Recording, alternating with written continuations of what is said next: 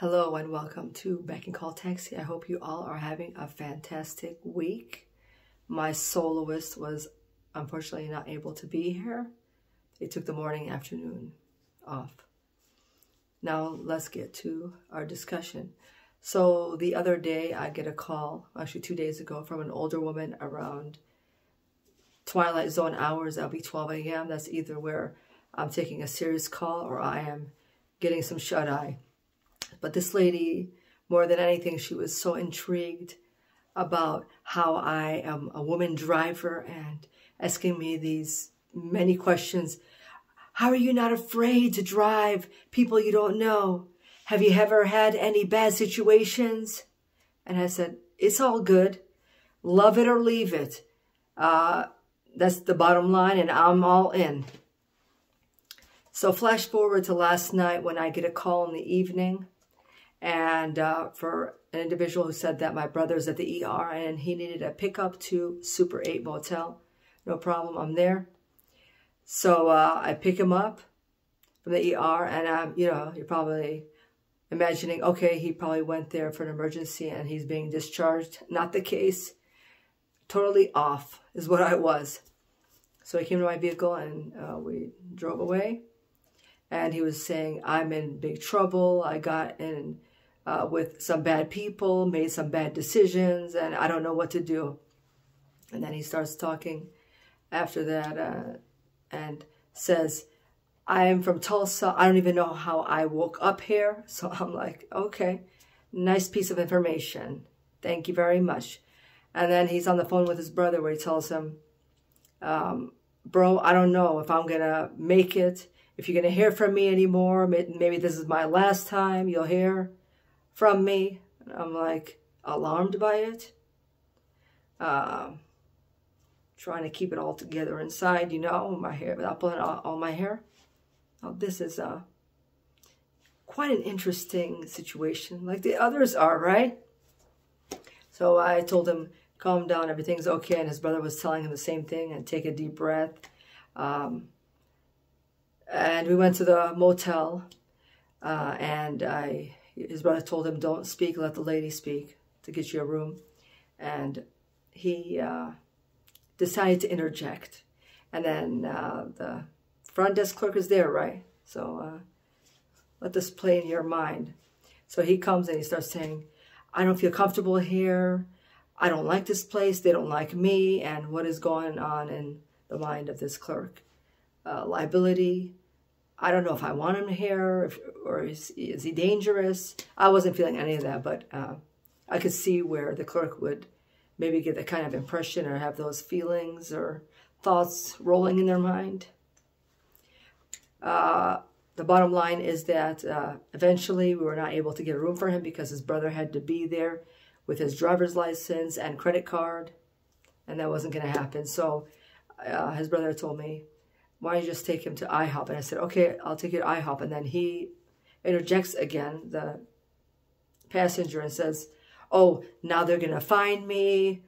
I'm not going to IHOP. I don't feel comfortable. Let's just leave right now. Let's leave right now. We left. And as we were driving, as I was driving, there was a hospital there. And he said, can you just drop me off there? They don't know me. And he's like, come down with me. So I did. And then I finally made my exit. Thank you to the guy upstairs, right? Every day that we're alive is a blessing. Give thanks to the Lord. And that's a gift better than a birthday. Because a birthday only comes once a year, all right? So let's be thankful and grateful. Because I am.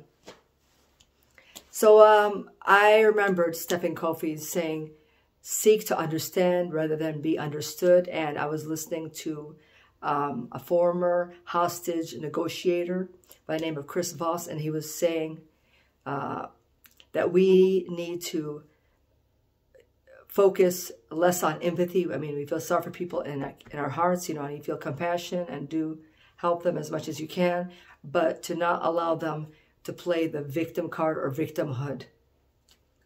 And focus on empathy, understanding, having active listening, showing the other side, like you could say, it seems like you have something on your mind, or somewhere you want to start, and then just let them vent out and talk, and you listen, and you can mirror what they say, and that way you can gather information to be able to assist them or get them what they need.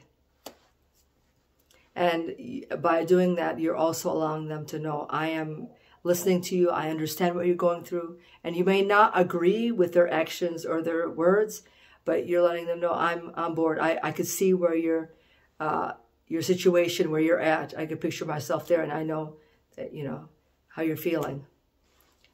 And, you know, when he was saying that I don't feel comfortable, I don't want to be here, he reminded me of how some kids feel the same way in grammar school, middle school, high school. And they say, I don't feel, I have a group of people, friends of mine, I feel alone, I don't feel comfortable at school, that kind of thing. So if we could tackle that issue, it just really opened my eyes, because we can't say that, we have to admit that we don't live in a bubble, we don't live in a fantasy world or the land of la-la.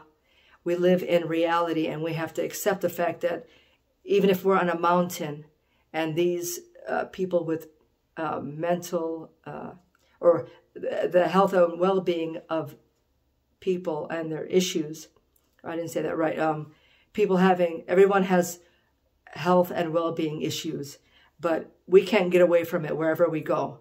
So we have to, you know, focus on our locale, wherever, if that's our family. So it really it resonated in my mind that I need to do things better, work on myself, self-improvement, because we should start looking for those signs in kids and be able to tackle that and help them, you know, so they feel understood and listened to and heard. That's so important. I mean, I want that same thing they want, right?